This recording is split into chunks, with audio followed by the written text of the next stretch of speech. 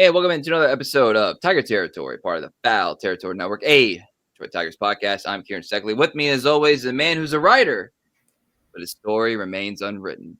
He is Cody Stavenhagen. How you Doing good. I don't know what to make of that one. Excited to be on today though. We are going to continue our summer All-Star series, little Spencer Torkelson talk, and then thanks to everyone who submitted questions. A little bit of a mailbag episode coming your way as well. Guess what the people want to know about? They want to know about trades, the trade deadline. We're going to talk about all that and more. So I think we're going to have some fun in the next 30 minutes or so. Yeah, so we're not gonna comment about the game that happened Tuesday night, except man, what a game! I couldn't believe it, Cody. It was a very exciting game. I can't wait to talk about it Thursday. But we'll talk about all the games on Thursday. Right now, we're gonna discuss an issue, not even an issue. Well, it might become an issue, but a thing that on the chalkboard of possibilities for this Tigers season, Spencer Torkelson, All-Star?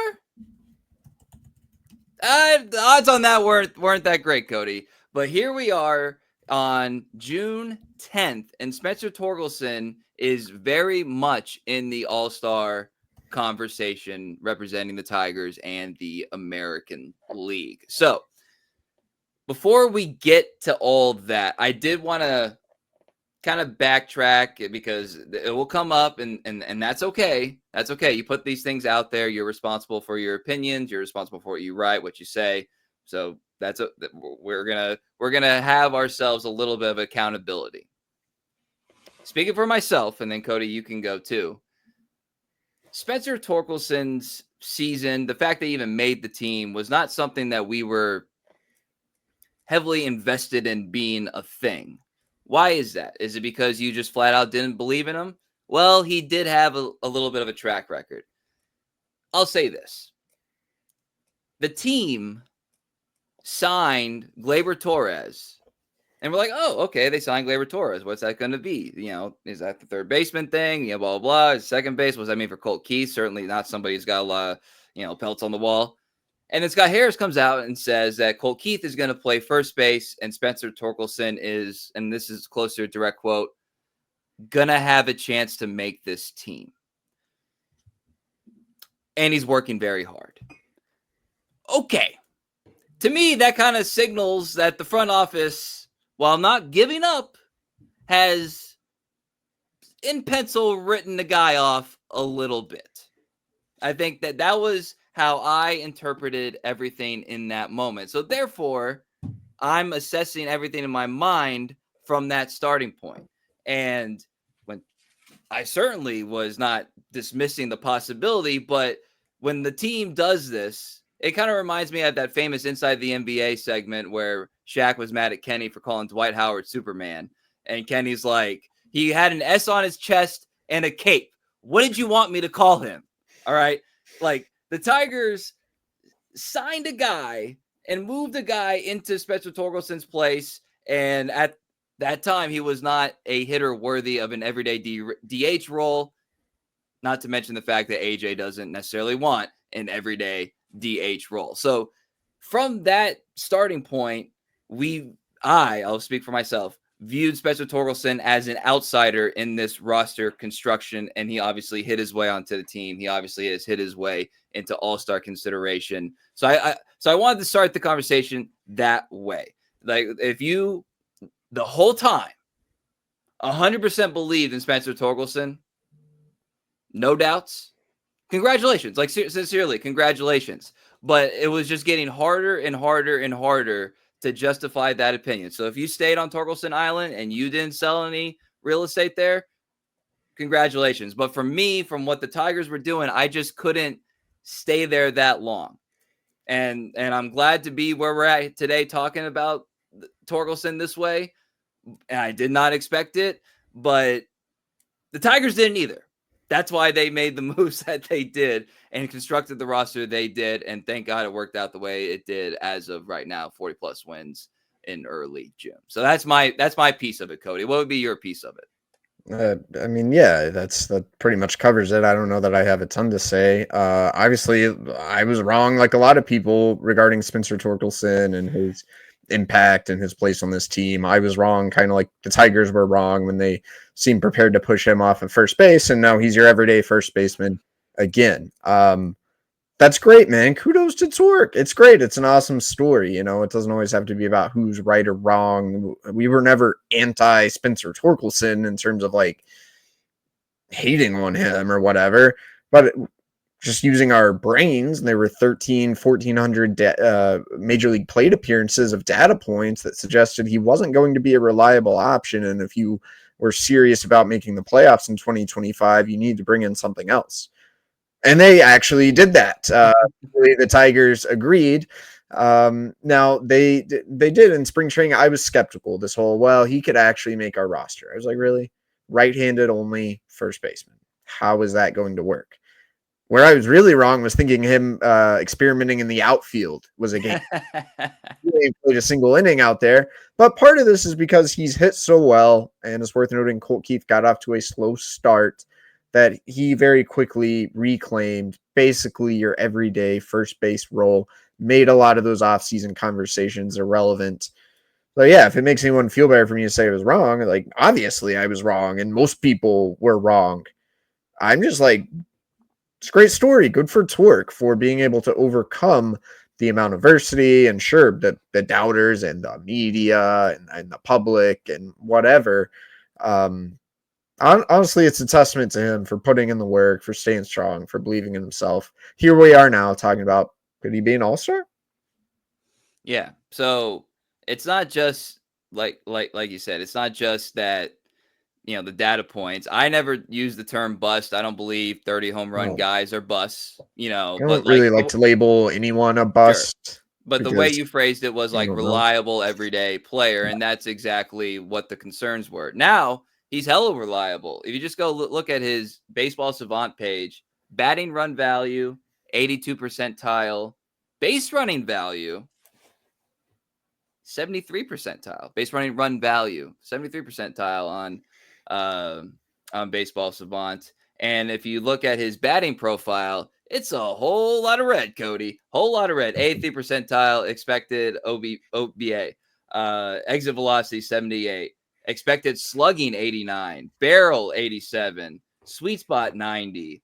Chase 88. Walks base on ball percentage 84. Like, he is doing damage at the plate. He's not just being reliable. He is doing damage. And 237, we all knew that average when it was up at the beginning of the year was not like sustainable or whatever. But it's come down to, I think, where we would say is a nice little cushion area for him. He does lead American League first baseman in slugging with a nice 5.00 and a 15 home runs, 45 RBIs. That also leads American League first baseman, fourth in the AL overall, both of those categories. And he's also second. I mentioned the walks earlier. He's also second in base on balls among American League first baseman with 33. And he has a 134 WRC plus as well. And I mentioned the walk thing because that's another stuff that we don't talk about enough. I just gave myself criticism, so I might toot my own horn for a second. That was the first thing I was looking for when he came back last year, is how is he at the plate? Does he see the ball better? He was taking more walks at a way higher clip than he had, prior to being sent down to Toledo. And that has continued this year with his new stance and load mechanism, whatever you want to call it. So, like, in addition to just like hitting the ball and hitting the ball hard, he's also seeing it a lot better. He's, not like the craziest statement on the planet, but he's as well-rounded a hitter as we've ever seen, Spencer Torkelson, and while also having like literally among league leader counting numbers, metrics, counting numbers. They all love Spencer Torkelson so far this year. Yeah, I'm glad you brought up the walks, Kieran. It is interesting to think 237 batting average. That is currently Spencer Torkelson's career high. He got so much love in 2023 when he had the 31 homers.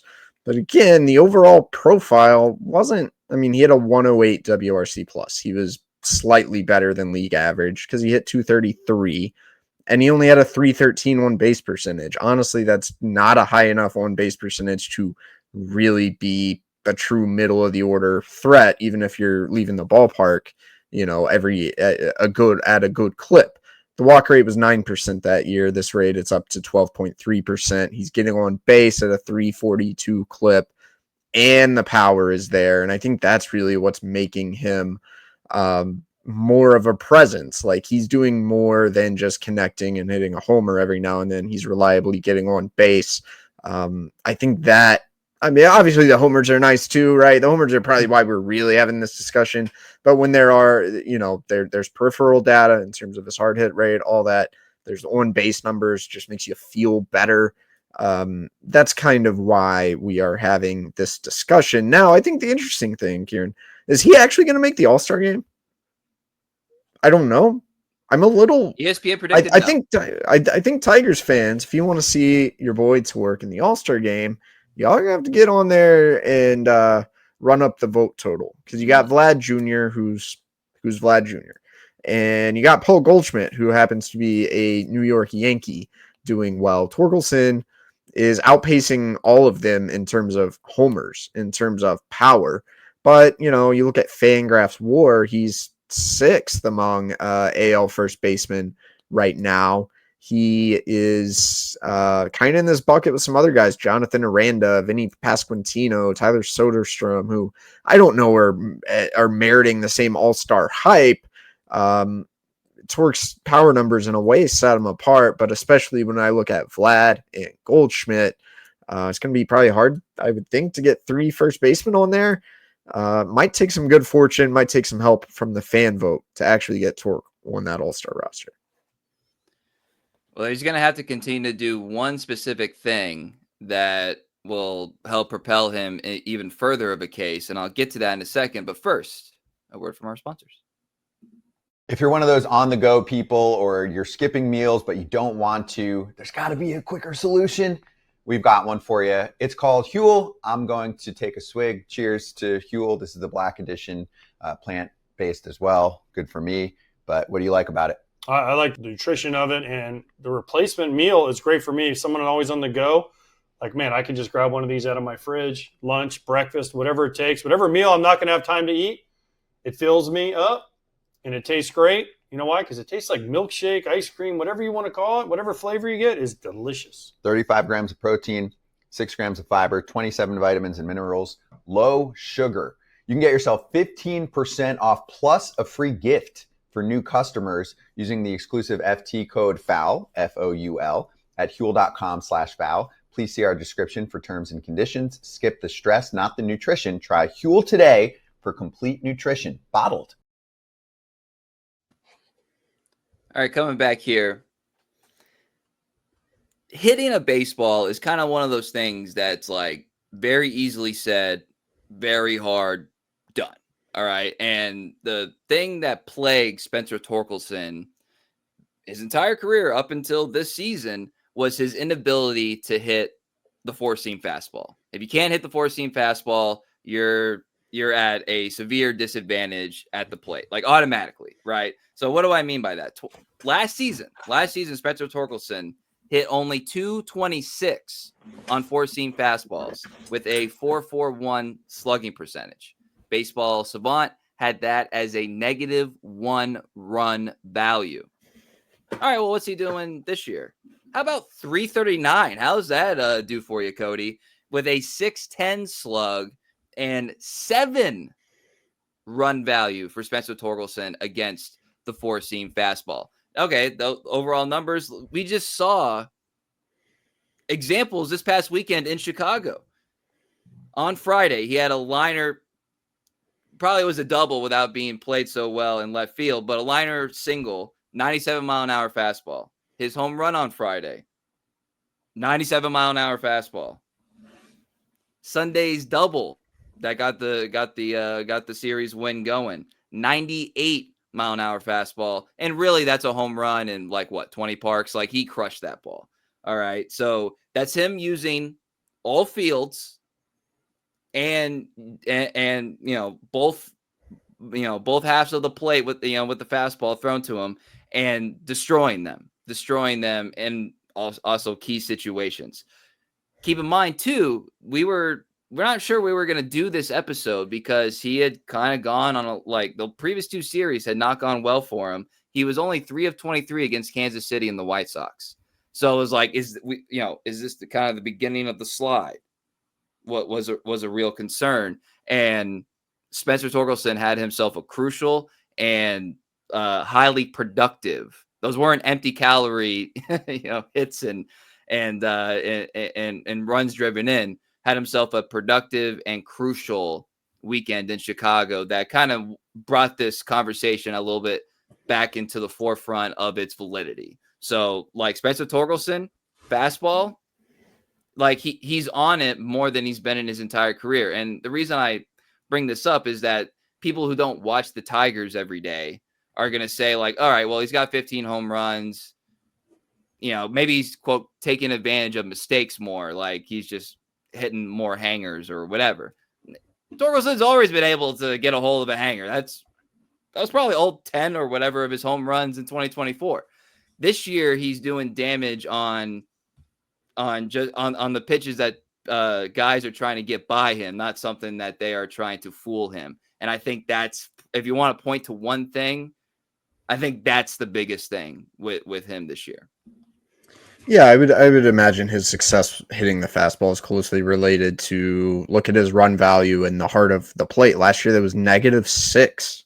The weirdest thing watching Spencer Torkelson was the amount of often fastballs middle that he would foul off. He was late. The timing just wasn't there. Well, now he's +1 over the heart of the plate. He's got 6 homers on fastballs. I think there's probably a pretty potent link between those two things. When he's getting the fastball and it's in hittable location, he's not missing it near as often. He's not fouling it off near as often. That's the mark of a good hitter. Yeah, and I know and we'll kind of tie a bow on it a little bit. Another one of those contrary things that you look at, like the advanced metrics. I said that his base running run value is in the 73 percentile in baseball. His sprint speed's only 28. So he's base running. Surprised it's that low. Yeah, I mean he's smartly running the bases. That's the only way you can describe that. And then look, the defense, the eye test with a lot of the highlight eye test versus the metrics has always been a thing with Spencer Torkelson. But again, Friday he bailed out the infield on several, or this past weekend, I should say, he bailed out the infield on several occasions with some, high difficulty scoops at first base.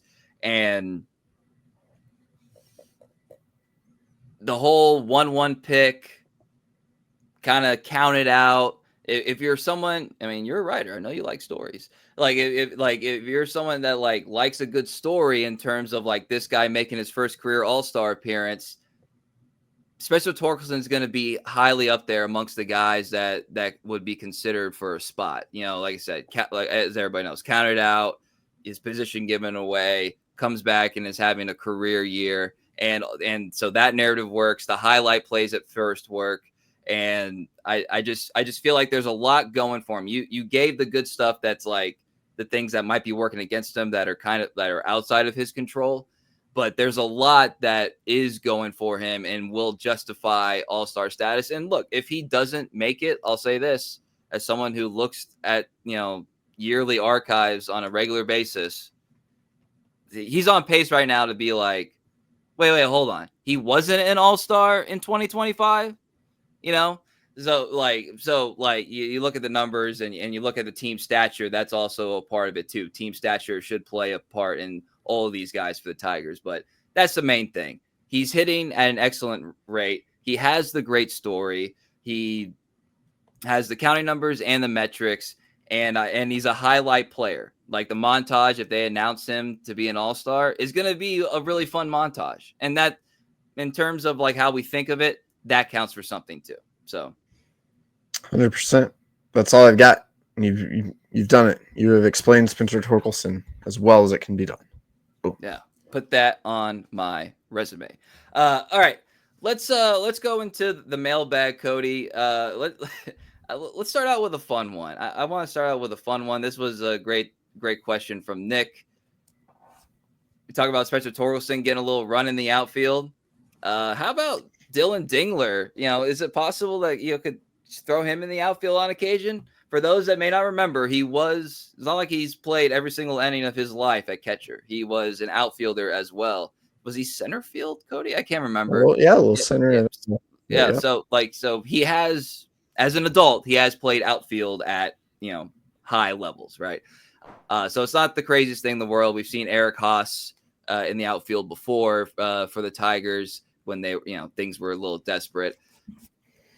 The way I'll answer this question is, number one, you're going to want him behind the plate as much as possible because he's that effing good behind the plate right now. Number two, that's really probably going to be a sign of something bad happening and something good happening, which is Jake Rogers, kind of gets the bat going a little bit. So as it's a fun possibility, I definitely believe that's something that AJ Hinch, I could probably do that if I really wanted to, flex his managerial muscle like he likes to do on occasion. But I feel like it'd probably be more of a bad thing than a good thing is my thoughts. Yeah, I'm going to try to keep these answers short so we can get some more questions. Yeah, my answer is yes. I can tell you for a fact it has almost happened this year. I think it was opening day, Dodger Stadium, or at least one of those games in LA. I think what it would take for this to happen now would be an off day, a day Jake Rogers is starting. The Tigers get into the 9th, the 10th. There's a big spot, lefty on the mound. AJ decides, hey, we just need the bat, man. We just need the bat, and he gets a pinch hit chance. And honestly, he'd probably go back out in the field. Like if he doesn't succeed or something, or maybe if it's an away game. So AJ basically would have to roll the dice on the bat and be like, hey, we'll figure out the defense later. I think that's probably the only situation would happen. That's still kind of an unlikely situation to get there, especially now that you got a couple guys healthy, but not totally out of the realm of possibility. All right, well, let's keep these things connected here for a second. Team defense, any concerns with team defense? That comes from David. And at first I was like, I don't know, man. It feels like they play pretty good defense, but I see where I see where he's going with that, though, because, again, the metrics don't like Tork. We talked about that. And if Tork's not doing it, it's Colt Keith, who is, obviously very new and not getting a lot of opportunities because of Tork's bad at first base. Glaber has the defensive reputation and is graded out negatively, but, I think everybody kind of likes what they see there. And then Kerry Carpenter does not grade out positively, even though what we saw this past weekend. So, I think I think it's a valid question. Is are there spots? And then third base is kind of a rotation. Obviously, there are spots where you could say I could see that being a problem, even though it has not shown itself to be yet. Yeah, I think on the list of things I'm worried about, this is really low. The Tigers are, I think, 9th in baseball right now in defensive runs saved. One concern I had going into the season, is this going to be the worst defensive infield in all of baseball? And Tork's, Colt Keith, whichever position you put him at, Glaber Torres, in a way, not as bad as I thought, but not a plus defender. You've gotten pretty good defense on the left side, whether it's Andy Ibanez, whether it's McKinstry, Javi. Sweeney's actually graded out negative, but you still feel okay about him there. I think you're starting to see one of the reasons maybe the Tigers didn't care all that much about infield defense. They also position really well, even on the infield, even in an era without shifts. They rank really high up there. I don't have that data in front of me, but they're able to get their guys in a good position, and I think that's helping mitigate some of the defensive limitations in the infield. The outfield, Riley Green's at least metric decline is really interesting to me, probably related to his speed, and he's not getting as good of jumps. But you just got Parker Meadows back, man. I think you're going to be pretty well off in the outfield too. You feel better about all this if Matt Vierling's able to get back healthy, but no, I'm not really concerned about the team defense. All right, and we'll get to more of your questions in a moment, but first, a word from our sponsors. I just want to say, before Arena Club, if you were trying to very actively buy, sell, trade, It was very complicated and used a lot of mail that was unnecessary. Yeah, I didn't even know how to do it, but I'm glad we have Arena Club now because it's a one-stop shop for everything card related. It is. And right now, you can get 20% off your first slab pack or your first card purchase by going to arenaclub.com/FOUL. Use code FOUL. If you're a collector, you've got to check out Arena Club. Go get after it. All right, next question. This will tie into pretty much what's on the minds of everybody else moving forward. But we had a question about win total, realistic win total projections. That comes from Nick. He gave a 92 to 96 range as his prediction. So thank you for also giving a prediction yourself. Before the season, I was in the 82 to 86. Like maybe if you get lucky, or not lucky, but bounce around a little bit, you can get to 90. Right now, the Tigers entering Tuesday are on a 104 win pace. By the way, that's 1984 win total, highest in franchise history. And I'm gonna go a little higher. I'm gonna say they're gonna knock on the door of 100 wins and could possibly get it, but but it's still very early and some things could go wrong. But I think they're in the 96 to 101 range. That's my answer. I think that's a pretty good answer. You want to know something I feel way more like contrite about than my opinions on like Spencer Torkelson's place on the team? Saying there wasn't a 90-win version of the Tigers, or saying I didn't see a 90-win version of the Tigers. I think there's a 90-plus win team, and and I'm a believer now. Fangraphs is still actually a little pessimistic, picking the Tigers finish with 93 wins to play at a 521 clip from here on out. Some of the harder parts of their schedule are already in the rear view. You have a chance to strengthen yourself at the trade deadline. I think they can exceed 93. To win 100, that's gonna have a really high bar. Even if they add a bat, we've seen the offense slow down. I'm not sure there's like a top 8 offense in baseball. I don't know if I quite buy that one yet. But I'm gonna say, dude, I don't know. 95 to 99? Could they win 100? I think they could. I'm not saying they won't. Yeah. I'm saying I had to pick something, I'm going 95 to 99 wins. Yeah. Again, it's like they're almost halfway there already. So it's like, what are you supposed to do about it? And for the record on that, they're on the back half of like fewest games. So like most games, whatever, depending on how you flip it, about like playing teams with above 500 record right now. And then they also lead the league. This came out on Monday. They lead the league in fewest blown leads. So that's that's relevant for what we're about to talk about, and that's relevant for how they got here as well. So let's get the overarching element with the trade deadline stuff, Cody. This comes from Nathan. Does Scooble's influence in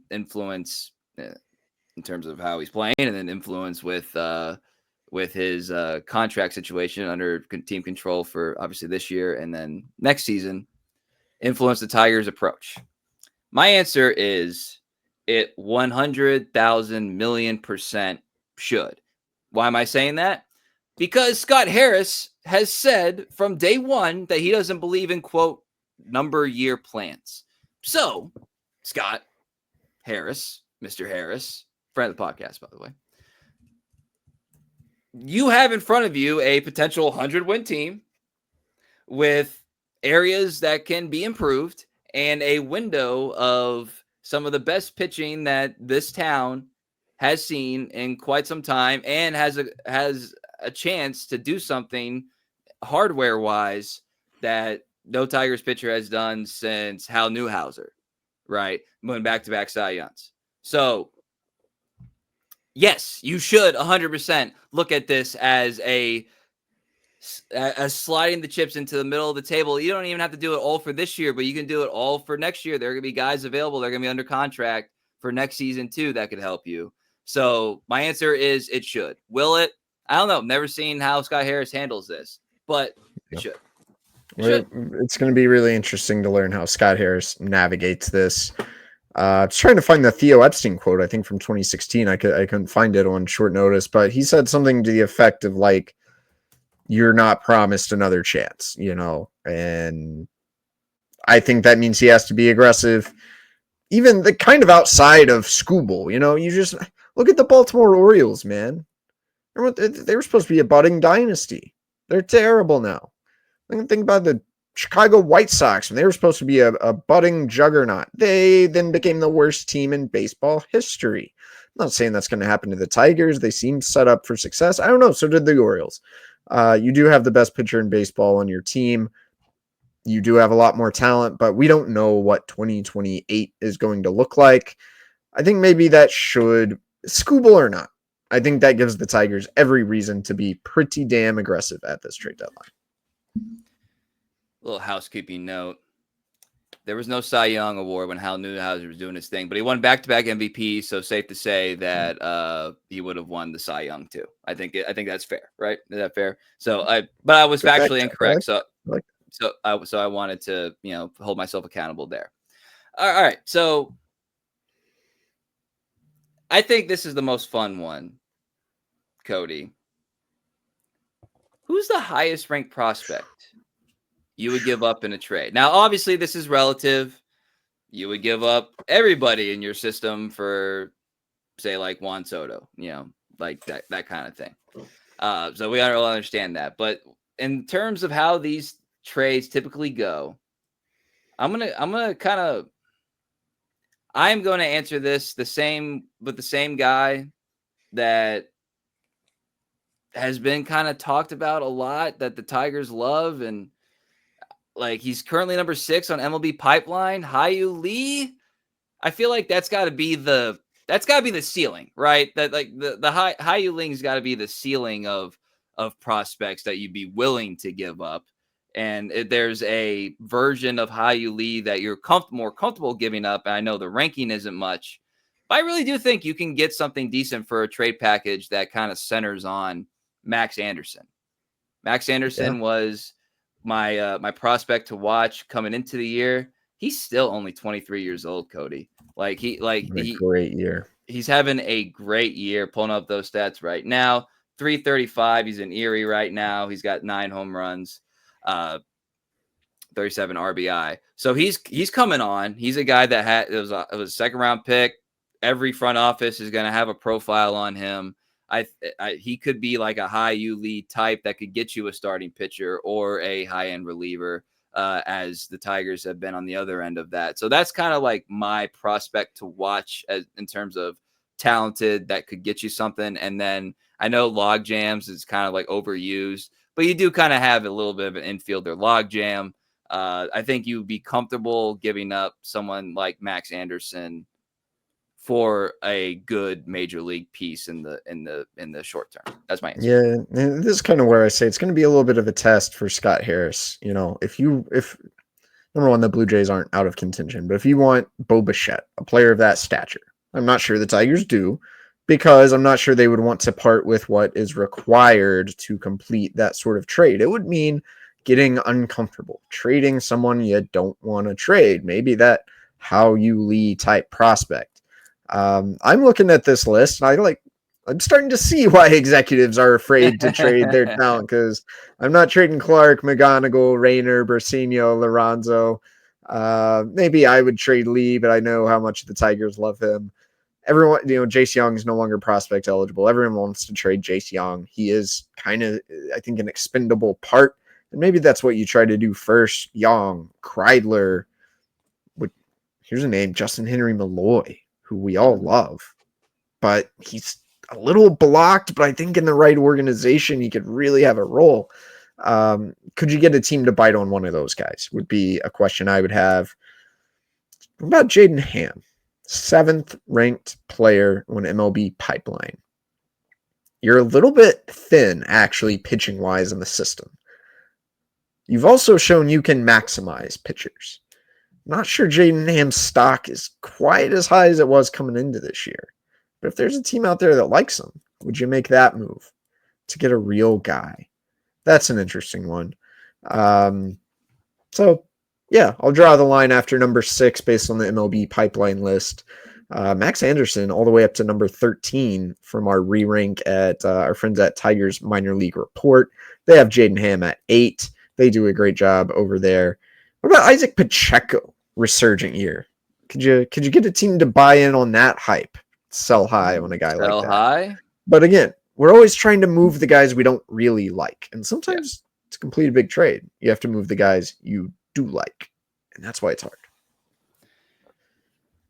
Yep. And you always like, it's like the catch-22. You don't want to fall too in love with your guys, but you also just can't like try to give like spare parts away in order to like improve the team. So let's wrap it up here. He's batting leadoff tonight. Jahmai Jones. You know, how long do we expect? In case you missed our last episode, how much do you long to expect him to be in Detroit? The way Andy Abanya struggled, I kind of think that Jahmai gets a little bit of a run. Cody, on Sunday, you had said that you anticipated a little bit shorter than I. So you had any like change of opinion on that, or? I don't know. I don't think they'd flip him for Andy again real quick. It's gonna be a few weeks, I think, for Andy. The question I have: Justin Henry Malloy will be eligible out of the option cycle on the 12th. So at the end of this Baltimore series, would they prefer Malloy for Jones? That's my question. Jones obviously does give you a little more positional versatility. Done good in the very little we have seen of him getting a start here Tuesday night. I wouldn't be shocked if they just ride it out with him a little bit longer. You know what? I just would really like to see them utilize that defensive versatility, because he's starting today, as we said, and he is. I'm just verifying. At DH. Okay, so are they just going to bring up Jay Hen in 2 days? Because if Jahmai Jones is only Jahmai Jones, I wrote about him. I love this guy. If you're just using him at DH, I think there's more upside in Jay. I would agree. So basically, let's see some of that versatility. Let's see how he does in the field, spot opportunities at third or outfield or whatever, and then kind of figure out what you got in him right now, because it's people. It's not. Yes, he is a little seasoned, but so was Andy when he came here, right? So like that's all part of it. So I agree with that. Whew. I think we covered everything, Cody. Did we get to everything? I mean, we could always do more, but I think we are about out of time. Yeah, and the trade target stuff, we'll do this again before. We'll have another mailbag before the trade deadline for sure. And at that time, we might have a little bit more clear picture. What we didn't talk about is that the American League is pretty bundled in a lot of places, and that's going to affect how teams are at the trade deadline.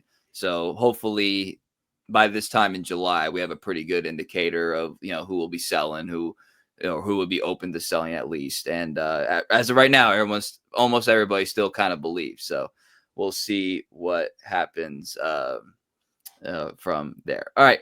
You can follow us on X, formerly known as Twitter, at Cody Stavenhagen. I'm at Kieran_Steckley. Pod page at Tiger Territory _ YouTube, Instagram, Apple, Spotify, wherever you get your podcasts. Like, subscribe, rate, review. We appreciate all of you. So for Cody Stavenhagen, I'm Kieran Steckley. Everybody have a great day.